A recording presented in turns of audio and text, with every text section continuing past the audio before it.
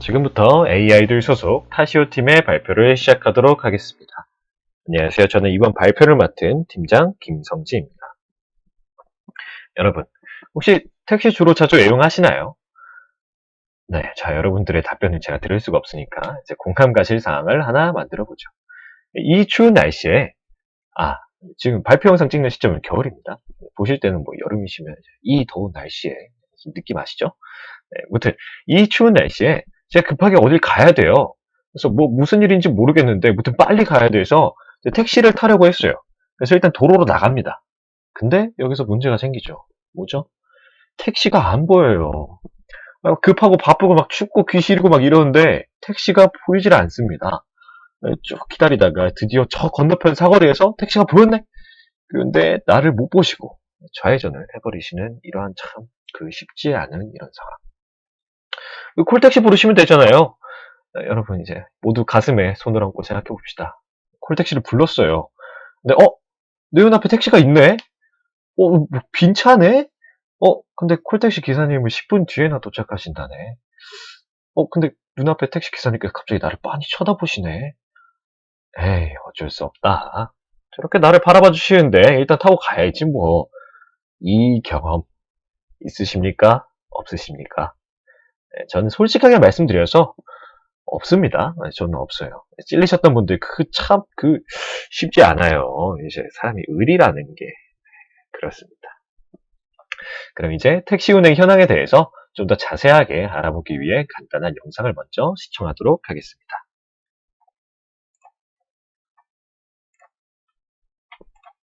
코로나19 여파로 자영업자들의 타격이 큰데 특히 택시기사들이 어느 때보다 힘든 보릿고개를 지나고 있습니다. 돈벌이가 너무 힘들어서 다른 일을 찾겠다는 기사들도 속출하고 있습니다. 부장원 기자입니다. 11년째 개인 택시를 모는 차성민 씨. 차 안 구석구석 소독하는 것으로 하루를 시작합니다. 먼저 서울 시흥동 골목골목을 돕니다. 사람이 보이질 않습니다. 1시간 만에 만난 첫 손님. 기본 요금이 나왔습니다. 운행 시작 3시간째. 태운 손님은 3명. 11,000원 벌었습니다. 네, 기사님들 참 많이 힘들어 보이시죠? 코로나 시국에 당연히 나도 힘들고 모두가 힘들다고 그렇게 말씀을 하시지만 그렇다고 당사자분들께는 그 힘듦이 줄어드는 건 아닐 겁니다.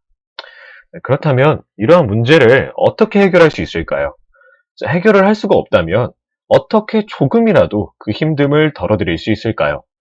저희 팀의 주제는 택시가 손님을 태우고 있지 않은 시간, 즉 공차 시간의 감축을 위하여 최적의 택시 경로 추천 시스템을 구축하는 것입니다. 네, 목차는 다음과 같습니다. 먼저 분석 배경을 설명드리겠습니다. 현재 4차 산업혁명 시대를 지나면서 매우 다양한 산업군에 IT가 접목이 되었고 효율성 증가 및 이윤 증가의 효과를 보고 있습니다.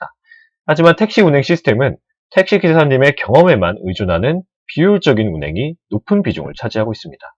이러한 상황 속에서 택시업계에서는 현재 STIS, 이건 그냥 미터기에서 나오는 정보입니다. 말 친구 달리는 거 있잖아요. 좀 천천히 달렸으면 좋겠는데, 자, 그 친구 잘 달려요. 네, 이 친구처럼 이제 택시 운행 데이터를 체계적으로 수집하고 있기 때문에 이것을 IT 기술과 융합한다면 택시 운행 역시 효율성이 증가할 것입니다. 추가적으로 자율화 주행 기술의 실용화가 이제 얼마 남지 않았다는 거 모두 체감하고 계시죠. 그만큼 자율주행 택시 서비스 또한 시범 운행 중에 있습니다. 미국과 중국에서 지금 진행 중인데 어디까지나 콜택시 운영 시스템과 유사합니다. 조금 더 자세하게 말씀드려보면 택시는 차고지에 들어가 있다가 손님이 택시 서비스를 요청을 하면 손님을 태우고 목적지까지 이동한 뒤에 다시 차고지로 돌아가는 그런 시스템인 것입니다. 즉 운행 시간 및 거리적인 측면에서 매우 낮은 효율성을 보이고 있죠. 네, 다음으로 현재 택시업계의 문제점입니다. 택시는 크게 순항식 운행, 대기식 운행, 콜 영업 이렇게 세 가지 형태로 운행을 하게 됩니다. 먼저 순항식 운행, 대기식 운행에서 시간대별 택시 공차율을 확인을 해보면 시간대별로 서로 상이한 공차율을 보이고 있습니다. 파란색 그래프를 보시면 굉장히 이제 들쑥날쑥하죠. 다시 말해서 수요와 공급의 밸런스가 서로 맞지 않다는 것이고 손님에게는 대기 시간이 늘어나는 문제가, 그리고 택시에게는 공차 시간 증가라는 문제가 발생하게 됩니다. 두 번째로 콜 영업 형태입니다. 이것은 앞선 두 형식의 문제점을 조금은 보완해 줄 수 있지만 아까 인트로에서 말씀드렸던 그 콜택시를 불렀는데 갑자기 눈앞에 다른 택시가 딱 있는 그 쉽지 않은 이런 상황에서 콜 취소나 노쇼 등과 같은 문제점이 드러나게 됩니다. 지금까지의 내용을 종합해보면 그게 운행 비효율성, 그리고 수요와 공급의 불균형, 경제적인 부담감, 환경 오염 등과 같은 문제가 발생이 되고 있었던 거죠.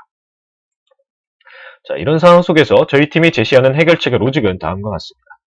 택시 운행의 공차 시간을 감축해야 되기 때문에 빅데이터로 운행 중인 택시들의 현재 위치, 그리고 택시를 타고자 하는 손님, 즉 수요를 반영해서 공차 시간에 운행되는 최적의 택시 경로 추천 서비스를 개발하는 것입니다. 다음으로 분석 과정 및 방법입니다. 저희 팀은 가장 먼저 택시가 운행되는 도로 네트워크를 구축했습니다.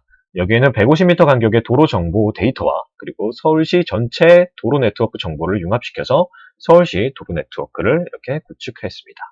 그런 뒤에 택시 운행 기록 데이터로부터 택시의 탑승 수요 및 공차량을 파악을 하였고 앞선 도로 네트워크에 매핑시킴으로써 도로별 밀집도를 분석하였습니다.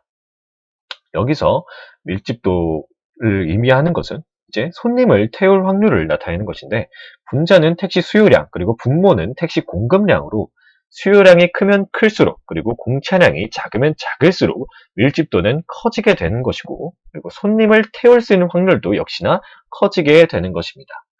마지막으로 수요 밀집도가 높은 방향으로 택시 운행 경로를 제시를 하고 승객의 탑승률을 높임으로써 공차 시간을 줄이는 효과를 볼 수 있습니다. 다음으로 모델링 과정을 간단하게 설명하도록 하겠습니다. 먼저 경로 추천 서비스를 요청한 택시의 위치를 파악을 합니다. 그리고 그 다음 택시 운행 기록 분석 데이터를 통해서 근처의 탑승 수요 및 다른 택시들의 위치를 파악을 하고 밀집도와 관련된 경로 최적화 함수를 구축해서 최적 배회 경로를 추천하는 것입니다. 다음으로 저희가 사용한 데이터에 대해서 자세하게 들여다보겠습니다. 먼저 150m 링크 정보 데이터입니다. 이 데이터는 서울시 도로를 150m 단위로 잘라낸 데이터로서 컬럼에는 T링크 ID, Xmax, Ymax, Ymin, Xmin, Ymin, 그리고 Xpart, Ypart 이렇게 구성되어 있는데 여기서 T링크 ID는 도로별 고유 ID로서 나중에 택시 운행 기록 데이터와 매핑이 되는 키값으로 사용이 될 것입니다. 다음으로 Xpart, Ypart와 같은 경우 도로가 직선일 경우도 있고 커브길일 경우도 있는데 이렇게 다양한 도로의 모습을 자세하게 표현해주기 위한 중앙선이라고 생각하시면 됩니다. 다음으로 전국 표준 노드 링크 데이터입니다. 앞선 150m 도로 정보 같은 경우 서울시 도로를 자세하게 그릴 수 있는 장점을 가지고 있지만 어느 도로가 어느 도로와 연결이 되어 있는지 그 정보는 제공해주고 있지 않습니다. 이러한 문제를 보완해주는 것이 표준 노드 링크 데이터로서 노드 데이터에서는 각 지점들의 고유 ID와 위경도가 그리고 링크 데이터에서는 어떤 노드로 연결되어 있는 도로인지 소스와 타겟으로 알려주게 됩니다. 이로써 서울시의 자세한 도로 그림과 함께 도로 간의 연결 여부 정보까지 파악을 할 수가 있습니다. 다음으로 택시 운행 분석 데이터입니다. 이 데이터는 택시가 운행하면서 어느 시간, 어느 위치에서 몇 명이 택시를 이용했는지 그리고 몇 대의 공차가 지나갔는지를 알려주는 데이터입니다. 데이터 컬럼에는 이전에 150m 도로 데이터에서 봤던 T링크 ID가 있고 그리고 데이타임, 그 다음에 목적지 정보, 탑승 정보, 하차 정보, 공차 정보를 가지고 있습니다. 앞선 과정을 통해서 서울시 전체 도로 네트워크를 구축을 했고 그 위에 수요 및 공차수 데이터를 가중치로서 매핑을 시킨 모습을 이제 왼쪽에 이미지로 보실 수 있습니다. 다음으로 택시 운행 기록 데이터의 세부적인 분석 과정입니다. 3월 1일 오전 8시 30분에 데이터를 확인을 해보면 택시 수요량은 다음과 같은 히트맵으로 나타낼 수 있고 공급량은 중앙의 그림과 같으며 밀집도 함선을 나타낼 시에는 우측의 형태로 히트맵이 그려지게 됩니다. 다음으로 경로 추천 예시를 보여드리도록 하겠습니다. 먼저 택시 기사님이 가고 싶으신 방향이 있는 경우입니다. 이제 먼저 앞서 구축한 최적 네트워크에서 서울시 빅데이터 캠퍼스를 현 위치, 그리고 신촌역을 목적지로 예시를 들어보았을 때 일반적인 최단 경로는 좌측의 파란색 경로와 같고 저희가 추천하는 최적화 경로는 우측의 핑크색 경로입니다. 각 경로의 수요량, 공급량, 밀집도를 파악을 해봤을 때 저희가 추천하는 최적화 경로의 밀집도가 0.07로 0.04의 밀집도를 지니는 다른 경로보다 승객 탑승률이 높은 것을 알 수 있습니다. 두 경로를 조금 더 자세하게 살펴보도록 하겠습니다. 노란색 바로 구성되어 있는 것이 최적화 경로이고 파란색 바로 구성되어 있는 것이 최단 경로입니다. 먼저 도로 간 평균 수요량을 봤을 때는 최단 거리 경로는 약 28명, 그리고 최저가 경로는 약 27명이 들어가 있고 평균 공차 수 같은 경우 최단 경로는 약 687대인 반면 최저가 경로는 394대로 약 0.5배가량이 적은 것을 볼 수 있습니다. 이로 인해 평균 밀집도는 최저가 경로가 약 0.07로 더 좋은 점수를 얻게 되는 것입니다. 다음으로 기사님께서 원하는 목적지가 없을 경우, 즉 배회 경로입니다. 역시나 신촌역을 예시로 보여드리겠습니다. 가장 먼저 현재 위치를 기준으로 반경 10km 이내에 있는 도로들을 탐색합니다. 그 뒤에 밀집도 점수가 가장 좋은 도로를 찾고 그 도로까지 경로를 이어주는 시스템을 구축했습니다.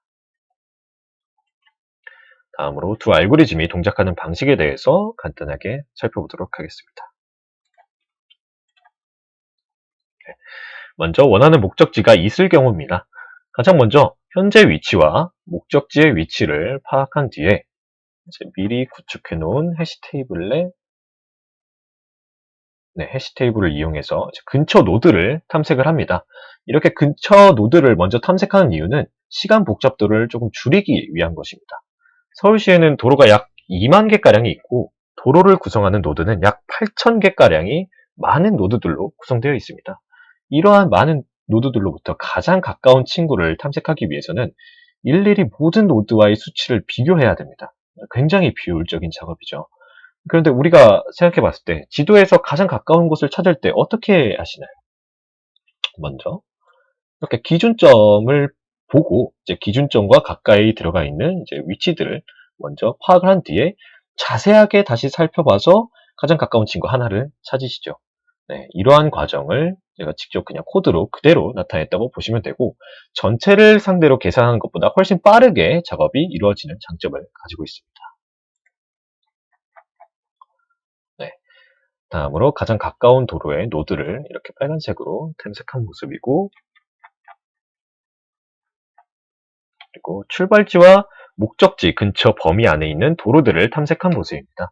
이건 역시 경로 탐색의 선행 작업으로서 해시 테이블을 이용했던 이유와 동일합니다. 마지막으로 최적 경로를 이렇게 찾아낸 모습이고 밑에 보이시는 경로는 비교를 하기 위한 그냥 최단 경로를 나타낸 것입니다. 두 번째로 배회 경로 알고리즘입니다. 가장 먼저 현 위치에서 반경 10km 이내의 도로들을 탐색합니다. 그 뒤에 가장 밀집도 값이 좋은 도로를 탐색해서 핑크색으로 표시한 모습이고 그 도로까지 경로를 이렇게 이어준 모습입니다.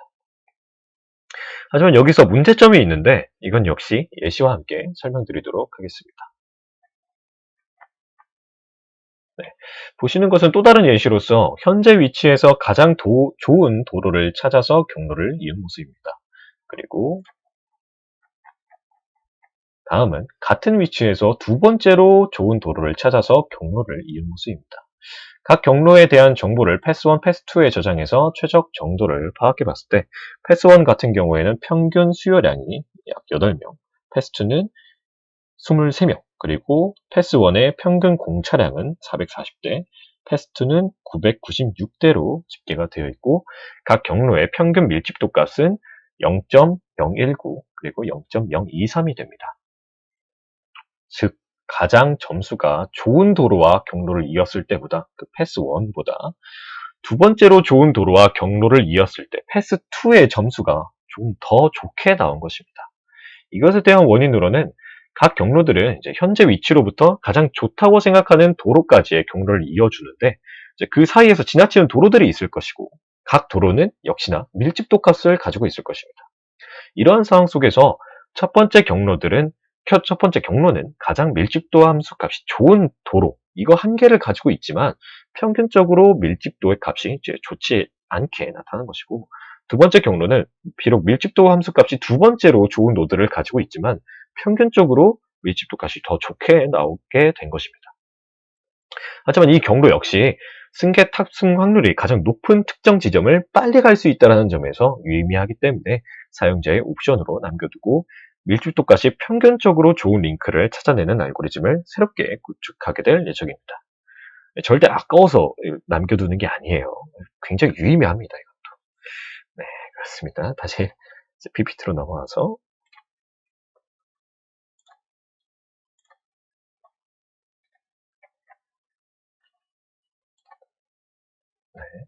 다음으로 앞으로의 방향성에 대해서 설명드리도록 하겠습니다.